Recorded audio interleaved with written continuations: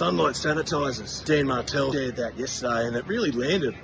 And he was basically using it when knowing your numbers and understanding numbers. I don't know about you, but in the early days of business, I didn't have a really good understanding of what was going on at all. And if I was honest, I was probably a bit scared to know. However, it's like if you're a health professional and the first couple of times you looked at an X-ray or an MRI and it was confusing as hell. But the more you looked at it, the more you started to be able to spot what was meant to be there and what wasn't. You got to identify kind of patterns in the structures. It's the same thing with numbers. So I encourage everyone who has a business, get to know and love your numbers. And you do this first of all by just looking at them on a regular basis. 2 books I'd recommend.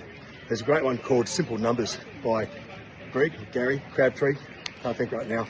And the other one is The Ultimate Blueprint to an Insanely Successful Business by Keith Cunningham. 2 great reads, 2 Bibles that will help arm you to be more prepared when you look at numbers. Numbers, you need to understand them. If you don't know the numbers, you can't read a scoreboard, then you can't tell if you're winning or losing. I actually found the better I know my numbers, the more I look at my numbers, it actually reduces my stress. It helps me identify what's working, what's not, what needs my attention and what doesn't. And with that comes a lot of peace. In business, let's be honest, we need it. So remember this, sunlight sanitizers. You're starting to feel anxious or nervy about any part of your business, start looking a little bit more. You'll start to feel better, I promise.